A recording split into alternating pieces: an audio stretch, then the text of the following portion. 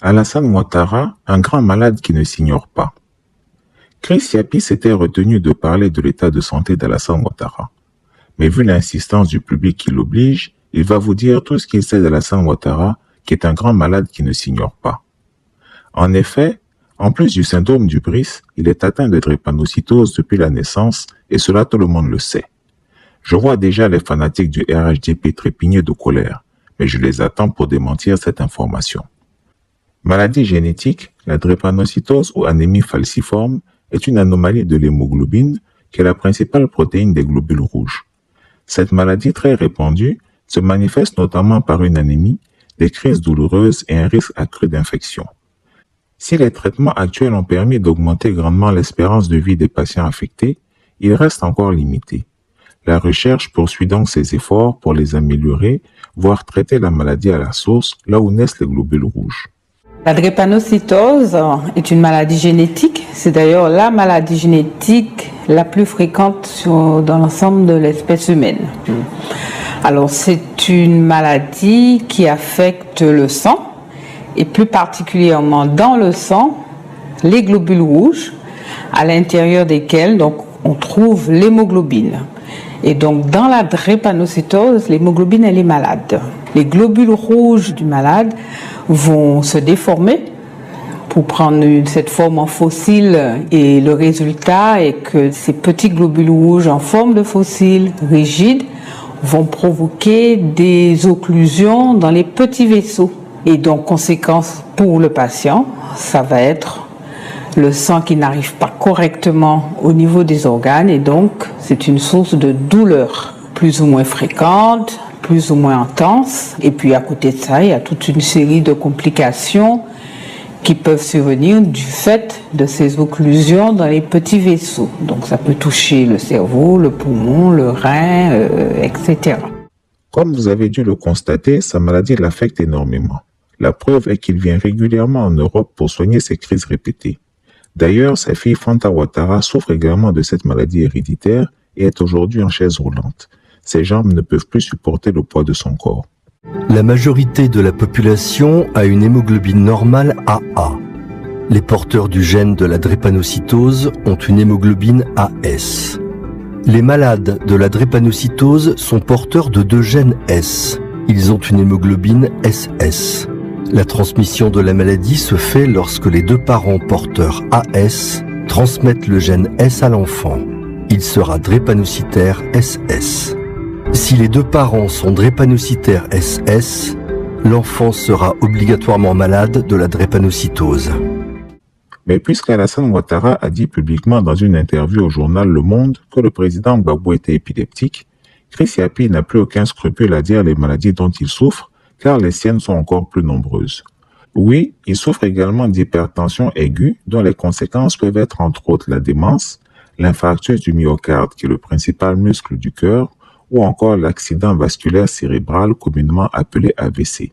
C'est une vraie maladie de système, comme on dit, c'est-à-dire que tous les organes qui sont irrigués par définition peuvent être atteints par les conséquences de l'hypertension, et de la tête aux pieds, parce que l'hypertension, les vaisseaux, pour s'adapter à cet excès de pression, vont s'épaissir pour ne pas éclater, et en s'épaississant, ils se rétrécissent. Et donc tous ces vaisseaux, tous ces organes qui sont perfusés, irrigués par ces artères, vont être moins bien irrigués, soit à l'effort, quand les besoins augmentent, par exemple quand vous courez, vous faites votre infarctus en courant, soit même au repos dans les formes les plus sévères. Et donc de la tête aux pieds, c'est l'accident vasculaire cérébral, l'infarctus du myocarde, l'insuffisance rénale, l'artérite des membres inférieurs. Mais on oublie aussi que les démences qui sont vécues comme une fatalité par beaucoup de gens, autour de la cinquantaine, sont étroitement associées à votre niveau de pression à 50 ans. Parce que les démences vasculaires d'origine vasculaire. Même les démences d'Alzheimer ont une composante vasculaire reconnue. Et Alassane Ouattara a fait plusieurs AVC qui sont à l'origine de sa paralysie faciale, de la déformation de son visage. Et on va voir que si une lésion survient au niveau du cerveau, on va ça ensuite sur un schéma comme un accident vasculaire cérébral, et qu'il comprime les noyaux qui conduisent au nerf facial, eh bien les ordres ne sont plus transmis et une paralysie faciale de type central apparaît. C'est la partie inférieure ou supérieure du visage qui va se figer. Par ailleurs, il a été opéré pour une hernie discale à Paris en 2013. Plus récemment, il a été opéré pour une cataracte à Paris aussi, ce qui reste une opération bénigne. Par contre, la grosse frayeur de la famille Ouattara reste le cancer. Ils en ont une vraie hantise. Et pour cause. En 2011, alors qu'Alassane Ouattara se sentait régulièrement épuisé, il se rendit en France pour faire un bilan complet de santé à l'hôpital américain de Paris. On ne décéla rien de particulier et pourtant il continue à se plaindre de fatigue et de bouffées de chaleur. C'est alors que rentra en jeu son beau-frère, le docteur Patrick Nouvian, basé à Hyères, 8 avenue Docteur Jean-Jacques Perron. Ce frère utérin de Dominique Nouvian Folorou Ouattara suggéra à Alassane Ouattara de réunir une équipe médicale compétente pour approfondir son bilan de santé. Et c'est à l'hôpital d'instruction des armées Percier à Clamart en France que l'on découvrit qu'il souffrait d'un nodule thyroïdien qui pompait son sang et qui était bénin. Quelle chance! Aussitôt découvert, aussitôt opéré. Depuis lors, la santé d'Alassane Ouattara s'améliora notoirement. Il en rigola avec son frère cadet Téné Birahima Ouattara, qui lui est adepte des marabouts et avait déjà entrepris d'immoler force bœuf et mouton pour conjurer un mauvais sort imaginaire. La thyroïde est une glande endocrine située à la base du cou qui sécrète des hormones indispensables au bon fonctionnement de l'organisme. Des nodules peuvent apparaître sur cette glande.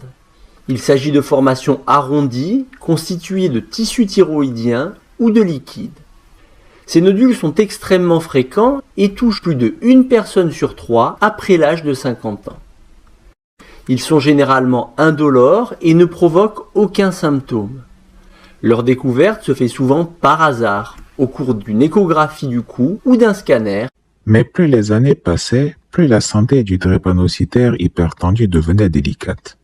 D'ailleurs, le docteur Patrick Nouvian était fort réticent pour son 3e mandat. Hélas, la boulimie du pouvoir s'était emparée du malade. Violant la constitution ivoirienne, Alassane Ouattara décida de se faire investir président de la République le 14 décembre 2020. Son souhait était de faire d'abord l'investiture avant de se rendre en France pour son contrôle obligatoire de santé.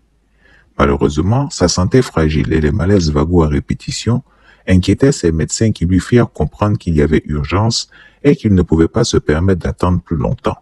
D'abord venus dans le cadre de ce contrôle, les médecins ont constaté que d'autres nodules étaient apparus, cette fois plus dangereux. Il y a un soupçon qu'un d'eux soit malin, c'est-à-dire cancérigène. Quel coup dur pour les Ouattara. Une échographie du cou. C'est l'examen de référence.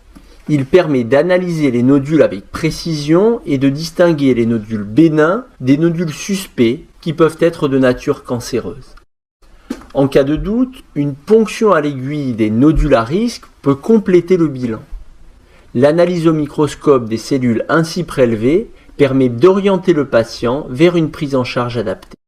Depuis lors, ses proches collaborateurs sont en panique parce que son investiture du 14 décembre 2020 pourrait être compromise.